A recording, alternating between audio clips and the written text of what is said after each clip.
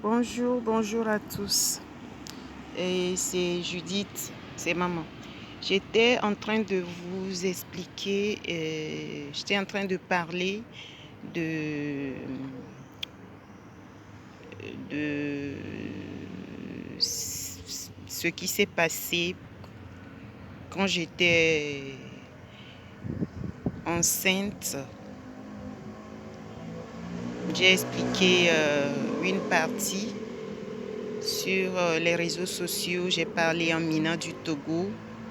Et là, depuis hier, je suis en train de résumer une partie en français. La partie qui touche à ma fille. Donc c'est ça que j'explique en français.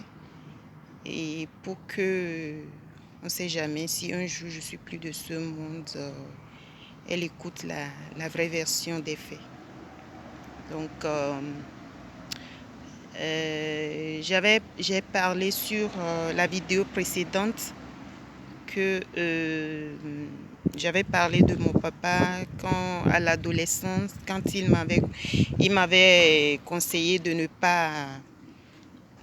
pas laisser jouer, de ne pas jouer avec mon corps en fait, et que que je suis un temple. Lui, ce qu'il disait, il voulait pas parler d'un temple vaudou. Il faut que je sois précise là-dessus. Il voulait pas parler d'un temple vaudou pour que ceux qui m'ont enfoncé en France ici, ceux qui ont dit qu'ils ont besoin du pouvoir, qu'il fallait que moi je sois anéantie pour que eux ils gagnent ce qu'ils appellent pouvoir dans mon dos.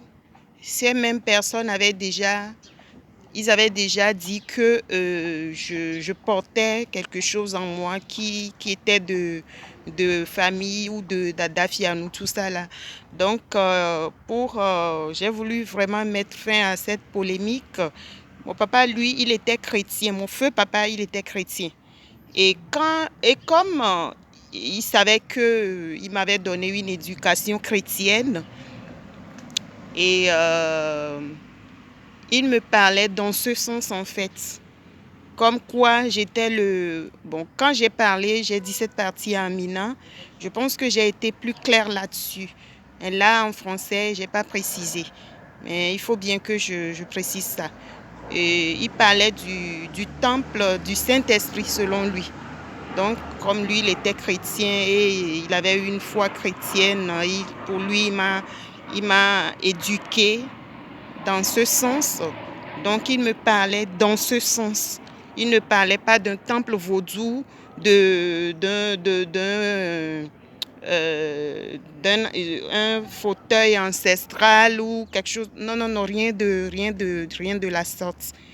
Lui, il me parlait, puisque même après, quand j'ai grandi, cette histoire, je l'ai entendue. Les filles de ma génération, la plupart, c'est ce que leurs parents faisaient pour les faire peur. Donc, bon, pas peur, pour ne pas déraper dans la vie en fait. Et la grande partie, elles m'ont dit que avant même qu'elles ne connaissent les garçons, il fallait que, sa maman lui disait, il fallait attendre, il fallait attendre, il ne faut pas accepter les hommes parce qu'il fallait lui faire une cérémonie.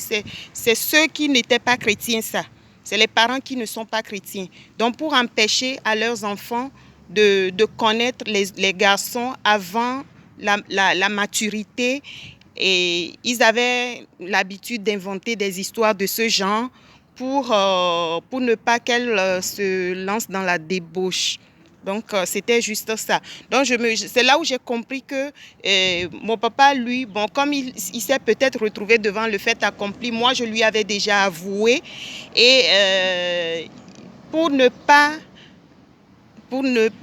c'est-à-dire, il pouvait plus rien, il n'allait plus rien dire, il ne voulait pas me culpabiliser non plus, il voulait pas en faire donc il s'est dit, bon, qu'est-ce qu'il va me dire maintenant? Il a pensé, il a réfléchi, il s'est dit, bon, tu es ton corps est un temple, le temple du Saint-Esprit.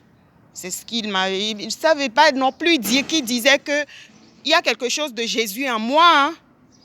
Ce n'est pas ça non plus qu'il a dit. Hein. Il a voulu dire que je dois quelque chose à un quelconque Jésus. Hein.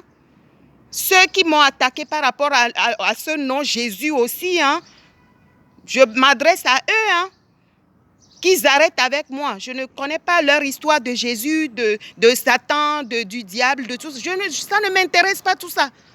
Que ça soit Jésus, que ça soit Adafianou, fauteuil ancestral, que ça soit ceci. Que tout le monde me laisse tranquille. Hein. J'ai besoin de ma vie. Hein. Que tous ces gens-là me collent ma paix.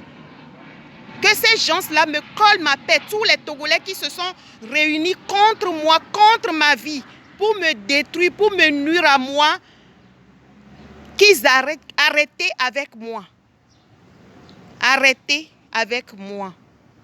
Je fais cette vidéo, je la fais en français.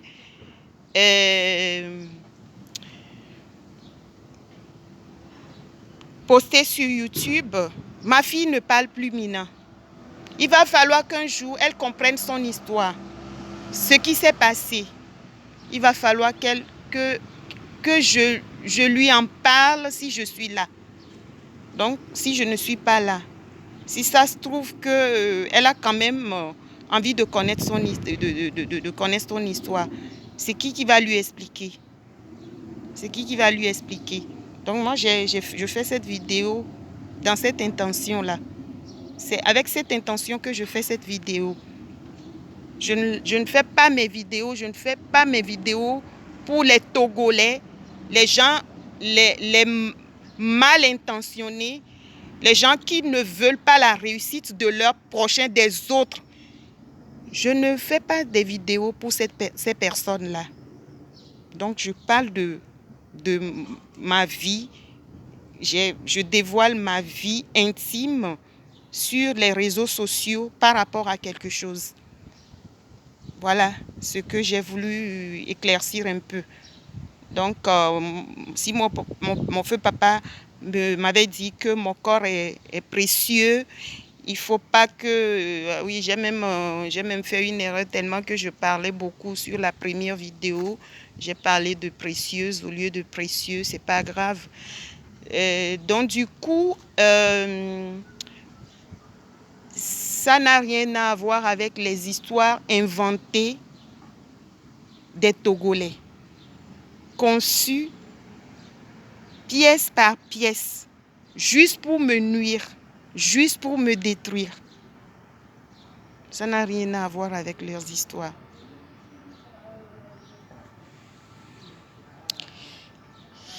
Et donc, comme je l'expliquais, il m'a parlé, il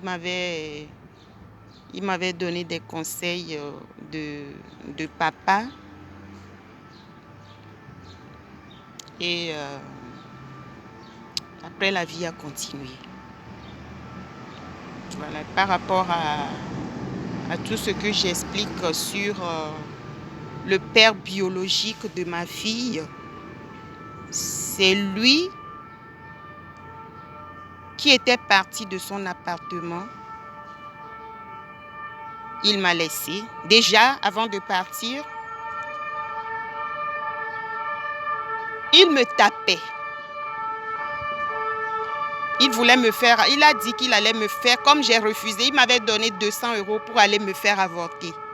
J'ai pris les 200 €. Je lui ai bien expliqué que je ne voulais pas me faire avorter.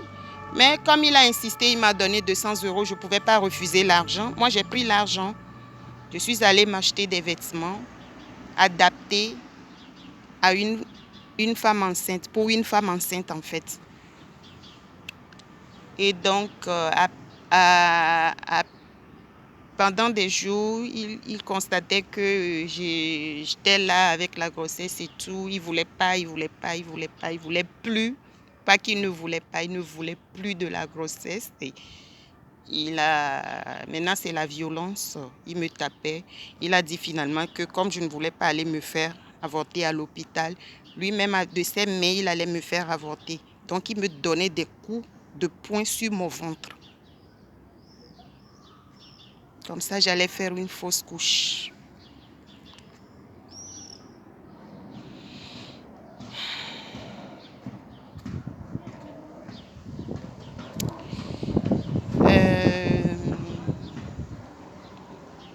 Je vais arrêter cette vidéo ici et puis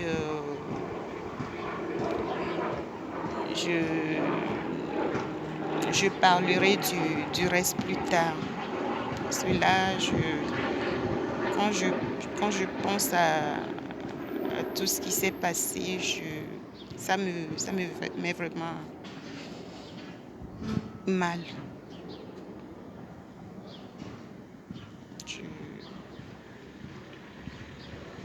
Je vais faire la vidéo après pour expliquer les autres étapes, comment sa femme s'en est pris à moi, à ma fille, avec des preuves à l'appui. Bon, les preuves que je ne vais quand même pas montrer sur des vidéos, mais que j'ai sur un téléphone, puisque c'est par SMS elle a commencé d'abord par m'envoyer des SMS pour me harceler. Il fallait que je laisse ma fille au Togo. Pourquoi je l'ai ramenée? Et puis bon, les coups de fil tard la nuit, alors que moi, c'était pas ça ma préoccupation. C'était ma fille. Et je me suis occupée d'elle. Je me suis occupée de ma fille. J'étais seule, toute seule. Je représentais pour elle et papa et maman. Je l'ai fait. J'ai travaillé dur pour m'occuper d'elle. À très bientôt. Au revoir, chers internautes.